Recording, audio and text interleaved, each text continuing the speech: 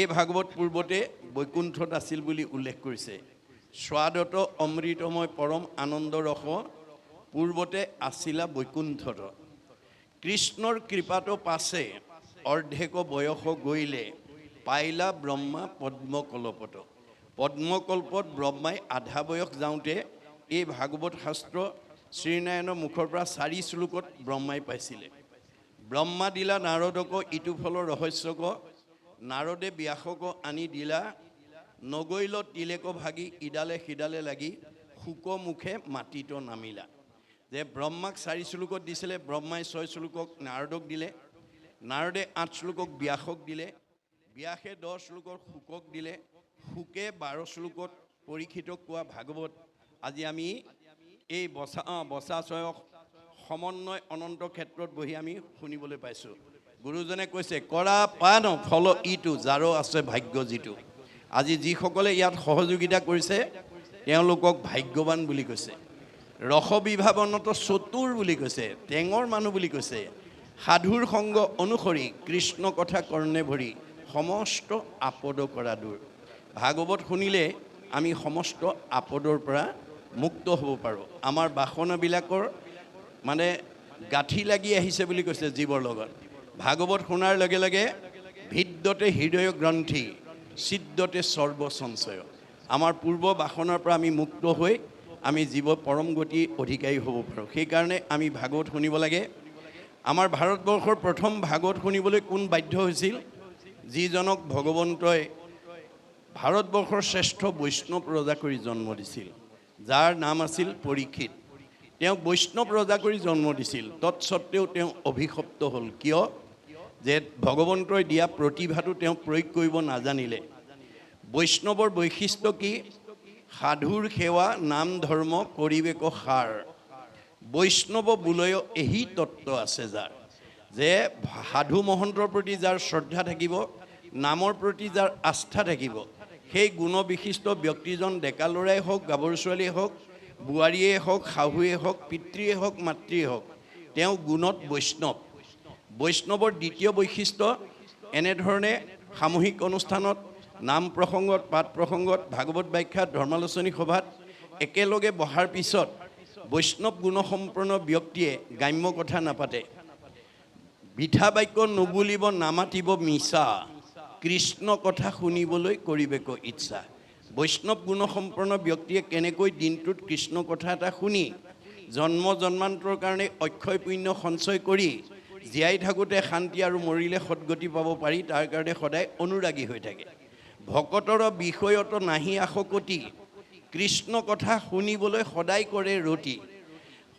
মানে বৈষ্ণৱ ভক্তসকলে সদায় কৃষ্ণ কথা শুনি জীৱনটোক ধন্য কৰিবৰ কাৰণে অনুৰাগী হৈ থাকে। জগত পাৱন হৰি কথা সমুদায়, ভকতৰ সংগ বিনে আন সংগে নাই। আমাৰ মন পবিত্ৰ কৰিব পৰা, আমাৰ সমাজ পবিত্ৰ কৰিব পৰা, পৰিয়াল পবিত্ৰ, পৰিৱেশ পবিত্ৰ কৰিব পৰা শক্তি আজি এই ভকতৰ বাদে আনৰ নাই। বৈষ্ণৱৰ অন্যতম বৈশিষ্ট্যটো হৈছে যে বৈষ্ণৱ গুণসম্পন্ন ব্যক্তিয়ে প্ৰাণী হিংসা নকৰিব। প্ৰাণী হিংসা মনে একোজন, সদায়েই চিন্তিব মাত্ৰ কৃষ্ণৰ চৰণ। বৈষ্ণৱ গুণসম্পন্ন ব্যক্তিয়ে প্ৰাণী হিংসা নকৰে। কিয়নো ভগৱন্তই কৈছে যত দেখা ভূত প্ৰাণী সবাহাকে বিষ্ণু মানি, হিংসা এৰি কৰা উপকাৰ। মই সকলোতে আছোঁ দেই, কুকুৰ চিগাৰ্ল গদৰ ভৰু আত্মাৰাম। দেহটোহে কুকুৰ মেকুৰী গাহৰি, আত্মাটো নহয়। গতিকে পাৰিলে কাৰোবাক উপকাৰ কৰিবা, কাকো হিংসা নকৰিবা। পৰীক্ষিতে সেইখিনিতে ভুল কৰিলে। প্ৰাণী হিংসা কৰিবৰ কাৰণে অৰ্থাৎ মৃগয়া কৰিবৰ কাৰণে ওলাই গ'ল। ওলাই যোৱাৰ লগে লগে তেওঁ ভাৱত পাপ সিদ্ধ হ'ল। পহুৰ পিছে পিছে দৌৰি দৌৰি পিয়াহত অণ্ঠকণ্ঠ শুকাই পানী বিচাৰি যেতিয়া সমীক ঋষিৰ আশ্ৰমত প্ৰৱেশ কৰিছিল, সমীক ঋষিয়ে তেতিয়া একান্ত মনে ঈশ্বৰক ধ্যান কৰি আছিল। কোন আহিছে কোন অহা নাই ক'ব নোৱাৰে। পৰীক্ষিতে সেই কথা বিবেচনা নকৰি পদমৰ্যাদাক প্ৰাধান্য দি, মই দেশৰ ৰজা, তুমি মোৰ প্ৰজা, তোমাৰ আশ্ৰমত আহিছোঁ, তুমি মোক মান্যতা দিয়া নাই, এইবুলি খঙত একোদাই হৈ ধনুৰ আগেৰে মৰা সাপ এটা আনি সমীক ঋষিৰ ডিঙিত মেৰিয়াই থৈ গুচি গ'ল। খবৰটো তেওঁ খেলি থকা পুত্ৰ শৃংগীমুনিয়ে লগৰীয়া মুখে গম পাই দৌৰি আহি দেখিলে হয় পিতাকৰ ডিঙিত কোনোবাই মৰা সাপ আঁৰি থৈ গৈছে। তেওঁ খঙত একো নাই হৈ লগে লগে অভিশাপ দি দিলে, মোৰ পিতাদেউৰ ডিঙিত যোনে এনেকৈ সাপ আঁৰি থৈ গৈছে এই তক্ষকেই তেওঁ 7 দিনত দংশন কৰি মাৰিব। খবৰটো লগৰীয়া মুখে পৰীক্ষিতৰ কৰ্ণগোচৰ হোৱাৰ লগে লগে পৰীক্ষিতে মৃত্যুৰ ভয়ত ত্ৰস্তমান হ'ল আৰু পুতেক জন্মেজয়ক মাতি আনি ক'লে, বোপাই মই কৰ্মদোষত অভিশপ্ত হ'লোঁ, মোক 7 দিনত তক্ষকে দংশন কৰিব, মোৰ মৃত্যু অনিবাৰ্য। এই সপ্তদ্বীপা পৃথিৱী পৰিচালনাৰ দায়িত্ব মই তোমাৰ ওপৰত অৰ্পণ কৰিলোঁ আৰু মই কিবা প্ৰকাৰে তক্ষকৰ হাতৰ পৰা, কালৰ হাতৰ পৰা, মৃত্যুৰ হাতৰ পৰা নিজক বচাব পাৰোঁ নেকি উপায় বিচাৰি যাওঁ। এই বুলি তেওঁ ক'ত গ'ল? গংগাৰ পাৰত গৈ আশ্ৰয় ল'লে। এই কথাটোৱে আমাক কি কৈছে? পৰীক্ষিতে যদি মৃত্যুৰ হাতৰ পৰা, কালৰ হাতৰ পৰা, তক্ষকৰ হাতৰ পৰা নিজক বচাবৰ কাৰণে যদি গংগাৰ আশ্ৰয় ল'ব লাগে, আমি ল'ব লাগে নে নালাগে? আৰু আপোনালোকে এই 5 দিনে ল'বনে নাই, এই কথা আজি আমি সকলোৱে অনুভৱ কৰিব লাগে। কি গংগা? নামেই গংগা, নামে নাতাৰিলে জীৱ আৰু কোনে তাৰে, শ্ৰাদ্ধ কৰি কাক কোনে তাৰিবাক পাৰে, কাৰ শ্ৰাদ্ধ কোনে কৰে, শ্ৰাদ্ধ কোনে খায়, কেৱলে দ্বিজৰ মাত্ৰ জীৱিকাৰ উপায়, শ্ৰাদ্ধটো বিশ্বাস কৰি নাম যিটো এৰে, সিটোজনে আপোনাকো আত্মঘাত কৰে। এয়া বেদৰ বাণী। খবৰটো পোৱাৰ লগে লগে ৰাজ্যৰ দেৱঋষি, ৰাজঋষি, ব্ৰহ্মঋষি, ৰীতিযোগে প্ৰমুখ্য কৰি গণ্য মান্যসকল আহি পৰীক্ষিতৰ সন্মুখত সমবেত হ'ল। এই কথাটোৱে আমাক কি কৈছে? যে আপোনালোকৰ এই 13খন গাঁৱৰ মাজত মানে বিভিন্ন জাতি জনগোষ্ঠী, বিভিন্ন সম্প্ৰদায়, বিভিন্ন বংশ, বিভিন্ন পৰিয়ালৰ লোকে বসবাস কৰি থাকিব পাৰে।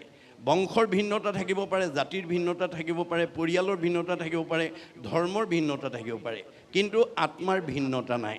আত্মা দৃষ্টিত আমি সকলো ভগৱানৰ অংশ জীৱ। তোমাৰে সেই অংশ আমি যত জীৱ যাক, তোমাৰ মায়াই প্ৰভু বান্ধিলে আমাক, তোমাৰ মায়াই পাই আমাক আপোন পৰ ভেদভাৱ সৃষ্টি কৰিলে। আমি প্ৰত্যেকেই ভগৱন্তক দাবী কৰিব লাগে, দেও উপদেশ ভজু তোমাৰ চৰণে, কৰ্মৰ বন্ধন চিন্ধু শ্ৰৱণ কীৰ্তনে। আমি ভাগৱত শ্ৰৱণ কীৰ্তন কৰি তোমাৰ এই মায়াৰ বান্ধোনৰ পৰা যাতে আমি মুক্ত কৰিব পাৰোঁ, তাৰ কাৰণে আমি সকলোৱে ভগৱানক জনাব লাগে। পৰীক্ষিতে মৃত্যুৰ সময়ত সন্মুখত নিজক দেখাৰ লগে প্ৰেৰণা পালে, সাহস পালে। গতিকে আপোনালোকৰ এই 13খন গাঁৱৰ মাজত কাৰোবাৰ বিপদ আপদ এটা হ'লে মোৰ কোনো পৰিয়াল নহয়, বংশৰ নহয়, সমাজৰ নহয় বুলি যাতে আমি খবৰ এটা নোলোৱাকৈ থাকিব নালাগে। গতিকে ভগৱানে বেয়া পাব, কাৰণ ভগৱানে কাক ভাল পায়? আমাৰ বাইবেলত কৈছে, গড লাভছ হিম হু লাভছ হিজ ক্ৰিয়েচাৰ।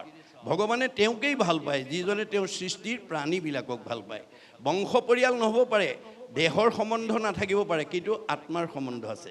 খবৰ এটা লোৱাটো আমাৰ মানৱীয় ধৰ্ম। পৰীক্ষিতক খবৰ ল'বলৈ অহাৰ লগে লগে পৰীক্ষিতে সাহস পালে, প্ৰেৰণা পালে আৰু প্ৰশ্ন কৰিলে। কোৱা দেৱঋষি, কোৱা ৰাজঋষি, কোৱা ব্ৰহ্মঋষি, কোৱা ৰীতিজ, কোৱা গণ্য মান্যসকল, মই কি কৰিলে তক্ষকৰ দংশনৰ পৰা, মৃত্যুৰ হাতৰ পৰা মই নিজক বচাব পাৰিম? ৰজাৰ প্ৰশ্ন শুনি প্ৰত্যেকে নিজা নিজা উত্তৰ দিবলৈ ধৰিলে। কোনোৱে ক'লে তপ কৰা, কোনোৱে ক'লে জপ কৰা, কোনোৱে ক'লে যজ্ঞ কৰা, কোনোৱে ক'লে দান কৰা, কোনোৱে ক'লে তীৰ্থ কৰা, কোনোৱে ক'লে স্নান কৰা। নানা ঋষিৰ নানা মত, নানা ঋষিৰ নানা মতে পৰীক্ষিতৰ মৃত্যুৰ ভয় আঁতৰ কৰিব নোৱাৰিলে। কিয়? এই কথা ভাগৱতৰ 11 স্কন্ধত গুৰুজনাই লিখি থৈ গৈছে। ভগৱন্তৰ সৃষ্টিৰ 4 মুঠি জীৱৰ ভিতৰত এনেধৰণে একেলগে বহি ঈশ্বৰত ভক্তি কৰি ধৰ্ম আচৰণ কৰি মুক্তি লাভ কৰিব পৰা শক্তি মানুহৰ বাদে আনৰ নাই। গীতাত কৈছে, অসংখ্যাত জীৱ আছে সংসাৰৰ ভিতৰে, মনুষ্যকে ভজে আনে ভজিতে নপাৰে। ভগৱন্তৰ সৃষ্টি 4 মুঠি জীৱৰ ভিতৰত ঈশ্বৰক ভজিব পৰা শক্তি মানুহৰ বাদে আনৰ নাই। গতিকে আমি জীৱশ্ৰেষ্ঠ মানুহ হিচাপে যি জাতি জনগোষ্ঠীতে জন্মগ্ৰহণ নকৰোঁ কিম্বা পৃথিৱীৰ য'তেই জন্ম নগ্ৰহণ নকৰোঁ কিম্বা ঈশ্বৰক ভজিবই লাগিব।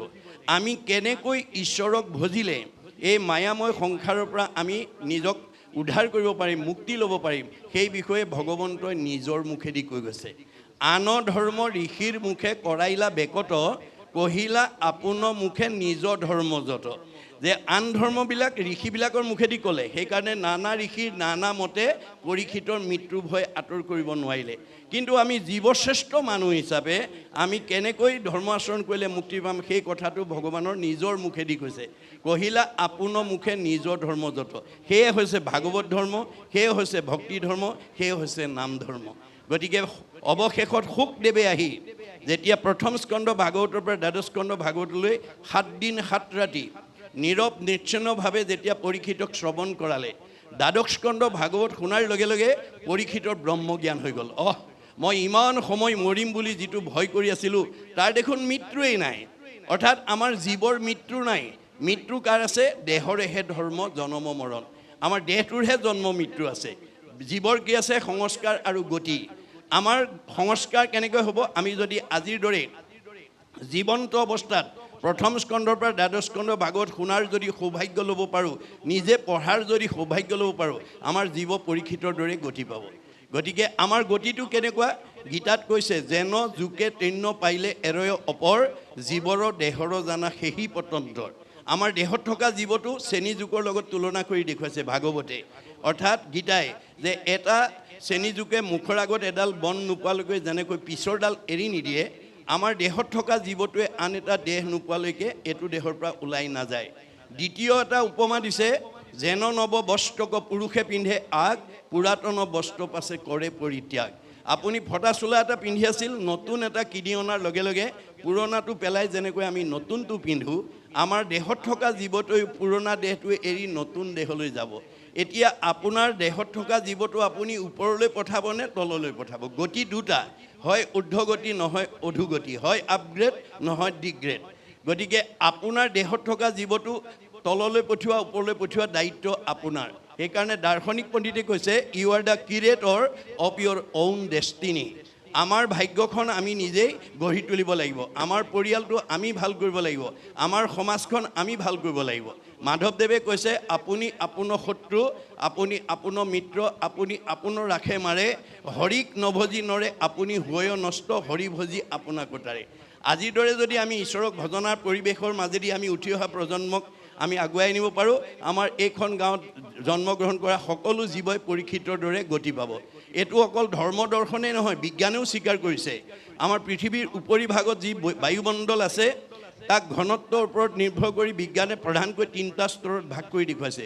টপস্ফিয়াৰ টেট্ৰস্ফিয়াৰ আইনস্ফিয়াৰক আটাইতকৈ ওপৰৰ স্তৰ বৈতৰণী বুলি কল্পনা কৰা হৈছে ভাগৱত শুনা ঈশ্বৰৰ কথা গোৱা ঈশ্বৰৰ কথা শুনা জীৱ ইমান নিৰ্মল হৈ যাব প্ৰয়াণৰ পিছত ৰকেটৰ দৰে তিনিটা লেয়াৰ ভেদ কৰি 14 ব্ৰহ্মাণ্ডৰ বাহিৰত মানে শুদ্ধ জীৱ ভকতৰ কাৰণে নিৰ্মাণ কৰা বৈকুণ্ঠত অৱস্থান কৰিব আৰু ঘূৰি আহিব নালাগে ভাগৱত শুনিবলৈ কিয় আহিব লাগে জন্ম ৰহিত হ'বৰ কাৰণে ভাগৱত নুশুনা জীৱ যিমান ধনৱন্ত বিদ্যাৱন্ত শ্ৰীমন্ত সম্পদশালী নহওক কিম্বা এই তিনিটা লেয়াৰৰ ভিতৰতে ঘূৰি থাকিব লাগিব পুনৰপি জনমম পুনৰপি মৰণম আপুনি জীৱনত যিমানেই দামী কাপোৰ নিপিন্ধক কিম্বা মলি পৰিবই মলি গুচাবলৈ আপুনি চাবোন বা চাৰ্ফ ব্যৱহাৰ কৰিবই লাগিব আপুনি যদি দামী কাপোৰ পিন্ধিছোঁ বুলি চাবোন চাৰ্ফ ব্যৱহাৰ নকৰে আপোনাৰ দামী কাপোৰখনৰ পৰা মলি নিজে আঁতৰ নহয় তদ্ৰূপ আপুনি গাঁওখনৰ ভিতৰত ধনৱন্ত বিদ্যাৱন্ত শ্ৰীমন্ত সম্পদশালী বুদ্ধিমন্ত জ্ঞানী বুলি যদি মনতে ভাবি পেলাই যদি এই 5 দিনীয়া অনুষ্ঠানত আহি ভাগৱত নুশুনে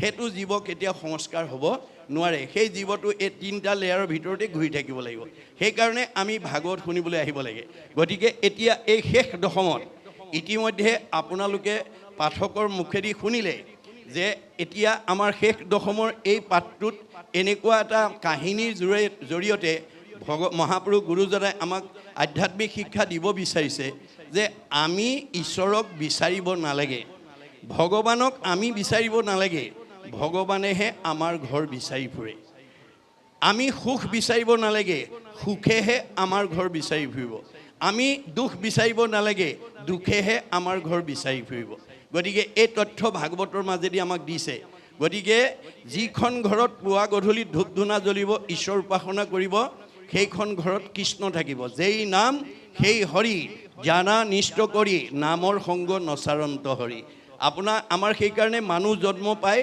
আমাৰ প্ৰত্যেকখন ঘৰতে পুৱা গধূলি যাতে ধূপ ধূনা জ্বলাই ঈশ্বৰ উপাসনা কৰাৰ এটা ব্যৱস্থা আমি ৰাখিব পাৰোঁ তাৰ কাৰণে আমি গুৰুত্ব দিব লাগিব মানে হৰি গুণনাম শ্ৰৱণ কীৰ্তন ভজিও হৰিচৰণ মনুষ্য হুইবাৰ এহি মানে মাত্ৰ জানা নিজ প্ৰয়োজন আমি যে চাৰিমুঠি জীৱৰ ভিতৰত সৰ্বশ্ৰেষ্ঠ উপাধি পালোঁ আমাৰ প্ৰথম দায়িত্বটো হৈছে ঈশ্বৰক ভজনা কৰিব লাগিব গতিকে যিখন ঘৰত ঈশ্বৰৰ প্ৰাৰ্থনা নাম ল'ব সেইখন ঘৰত কৃষ্ণ থাকিব কৃষ্ণ থকা ঘৰখনৰ মানুহ আনন্দত থাকিব মিলা প্ৰীতিত থাকিব মৰম স্নেহত থাকিব একতাৰ দোলেৰে বান্ধ খাই থাকিব আৰু যিখন ঘৰত আজি তাৰিখলৈকে সেই পৰিৱেশ নাই সেইখন ঘৰলৈ কোন আহিব আমাৰ দ্বাদশ স্কন্ধ ভাগৱতত কৈছে শ্ৰৱণ কীৰ্তন জৈত কৃষ্ণৰ নকৰে তৈতেখে ৰাক্ষসীগণে বিঘিনি আচৰে যিখন ঘৰত পুৱা গধূলি ধূপ ধূনা নজ্বলে, ঈশ্বৰ উপাসনা নকৰে, সেইখন ঘৰলৈ অঘাসুৰ, বকাসুৰ, পলম্বাসুৰ, অৰিষ্টাসুৰ, পুতনা, ব্যোমাসুৰ, ধেনুকাসুৰ সব অসুৰবিলাক আহি যাব। কায়িকভাৱে নহয়, স্বভাৱগতভাৱে আহিব। অৰ্থাৎ আমাৰ কিছুমান গৃহস্থী মানুহ আছে, কথা ক'বই নোৱাৰি, টিঙিচকৈ খং উঠে, কথা ক'বই নোৱাৰি, লাঠিডাল উলিয়াই আনেই, কথা ক'বই নোৱাৰি, ঠেহ পেচ লাগি চকু পানী উলিয়াই ৩-৪ দিনমানলৈ ভাত পানী নাখায়েই। এনেকুৱা স্বভাৱ যিখন ঘৰৰ পৰিয়ালৰ আছে, সেইখন অসুৰ থকা পৰিয়াল। সেই অসুৰ থকা মানে সেই আসুৰিক প্ৰবৃত্তিবিলাকক যেতিয়ালৈকে আমি উলিয়াই পঠিয়াব নোৱাৰিম, তেতিয়ালৈকে সেইখন ঘৰত শান্তি নহ'ব। সেইকাৰণে গুৰুজনাৰ দিনত এজন মানে আটা পুৰুষে ফকৰাত কৈছে যে ব্ৰহ্মাক মাৰিবা, বিষ্ণুক মাৰিবা, ৰুদ্ৰক নিদিবা ঠাই, মহা মহা মহন্ত আহিলে কোবাই মাৰিবা, তেহে ভকতি পায়। গতিকে ব্ৰহ্মাক মাৰিবা মানে ৰজগুণ মাৰিব লাগিব, ৰুদ্ৰক মাৰিবা মানে তমগুণ মাৰিব লাগিব, বিষ্ণুক মাৰিবা মানে শতগুণ মাৰিব লাগিব, মৰা মানে সংস্কাৰ, আৰু মহা মহা মহন্ত আহিলে কোবাই মাৰিবা মানে কাম, ক্ৰোধ, লোভ, মোহ, মদ, মাৎসৰ্য এইবিলাকক আমি আহাৰ দিব নালাগিব। সেই স্বভাৱটোক আমি আহাৰ দিব নালাগিব। অৰ্থাৎ আনৰ বেয়া কথা পাতিব নালাগিব। আপোনাৰ ঘৰলৈ অহা আলহী অতিথি, ভকত বৈষ্ণৱ, বন্ধু বান্ধৱক লগ পালে আপুনি যদি পৰচৰ্চা, পৰনিন্দা, পৰ সমালোচনা কৰি আপোনাৰ আলোচনাৰ জৰিয়তে যদি আনৰ অন্তৰত আঘাত দিয়ে, তেতিয়া সেই পৰচৰ্চা কৰা কিজনৰ কি হ'ব? পাপায় পৰপীড়নম। আপোনাৰ আলোচনাই যদি আনৰ অন্তৰত আঘাত দিয়ে, আপোনাৰ পাপ হ'ব। ভগৱানে কৈছে কাক আঘাত দিছা? চবতে দেখোন ময়ে আছোঁ। মোকেই দুখ দিবা, মোকেই আঘাত দিবা, মোকেই অন্যায় কৰিবা, মোকেই ঠগিবা, মোৰে সীমা ঠেলিবা, আকৌ তোমাক মই ভালে ৰাখিব লাগে। নহ'ব। ভাগৱত শুনি এই বেয়া স্বভাৱবিলাক এৰিব লাগিব। ভাগৱত শুনিবলৈ কিয় আহিব লাগিব? বেয়া এৰি ভাল ল'বৰ কাৰণে। বেয়া এৰি ভাল লোৱাটোৱেই বৈজ্ঞানিক দৃষ্টিভংগী। আমি যেতিয়ালৈকে বেয়া এৰি ভাল ল'ব নোৱাৰিম, তেতিয়ালৈকে ভগৱানে আমাক ভালত ৰাখিব নোৱাৰে। সেইকাৰণে কপিলে কৈছে জীৱৰ দুৰ্ভেদ্য পাশ সংগক কহয়, কিন্তু দুৰ্জনৰ সং তেজিবে লাগয়। মা, তুমি যদি জীৱনত ভাল মানুহ হ'ব খুজিছা, বেয়া মানুহৰ সংগ ত্যাগ কৰিবা। সেই সংগ নিতে যদি কৰে সাধুত, আজি আপোনালোক গুণত সাধু হৈ আছে। সাধু কাক কয়? মূৰ শুনিৰ মল কথা কহন্ত শুনন্ত। যি মোৰ কথা কয় বা কাণ পাতি শুনে, মোত মন দিয়া হবে তাপ এৰাৱন্ত। যি মোৰ কথাত মনোযোগ দি মোৰ সৃষ্ট 3টা তাপৰ পৰা নিজক উদ্ধাৰ কৰিব পাৰে, তাকেহে বুলিও মানে সাধু জানিবা নিশ্চয়, তাৰ আৰু সংগত তুমি পাৰ্থিবা সদায়। গতিকে আজিৰ দৰে আমাৰ ঈশ্বৰৰ কথা কোৱা আৰু শুনা মানুহ আমি 24 ঘণ্টাৰ ভিতৰত 1 ক্ষণ 4 মিনিট সময় হ'লেও আমি লগ পাবৰ কাৰণে মাধৱদেৱৰ দৰে প্ৰাৰ্থনা কৰিব লাগে। কৃপাৰ সাগৰ দয়কী নন্দন পুৰীও মনৰ কাম, ভকতৰ সংগ সদা নুগুচুক মুখে তোৱা গুণমান। মাধৱদেৱে ভগৱানৰ পৰা ধন টকা পইচা বিচৰা নাই, সাধুৰ সংগ, ভকতৰ সংগ বিচাৰিছে। ভকতৰ সংগত ঈশ্বৰ কৃষ্ণৰ নাম শুনিলে অক্ষয় পুণ্য হ'ব। এই পুণ্যই আমাক জীয়াই থাকোঁতে সুখ ভোগ দিব, উন্নতি কৰিব আৰু মৃত্যুত পৰম গতি দিব। গতিকে এই পৰিৱেশবিলাকৰ মাজেদি আমি কেনেকৈ উঠি অহা প্ৰজন্ম সমাজখনক আগুৱাই নিব পাৰোঁ, তাৰেই কথা আমাক ভাগৱতৰ মাজেদি কৈ আছে। কেৱল মাত্ৰ কাহিনী, উপকাহিনী, আখ্যান উপাখ্যানৰ মাজেদি কৈছে, কিন্তু কেৱল জীৱনশৈলীৰ কথা কৈ আছে, আমাৰ জীৱন পদ্ধতিৰ কথা কৈ আছে ভাগৱতে, যে আমি কেনেকুৱা নীতি আদৰ্শৰে চলিলে আমাৰ পৰিয়ালটো, সমাজখন, পৰিৱেশটোক আমি মানে ভাল পথে লৈ যাব পাৰিম, তাৰ এটা মানে প্ৰতিচ্ছবি মাত্ৰ দাঙি ধৰিছে। গতিকে এতিয়া শ্ৰীকৃষ্ণৰ মিথিলালৈ গমন, এই নামাকৰণৰ সৈতে আমাক ভাগৱতৰ মাজেদি কি ক'ব বিচাৰিছে, মই পদবন্ধে আলোচনা কৰিম।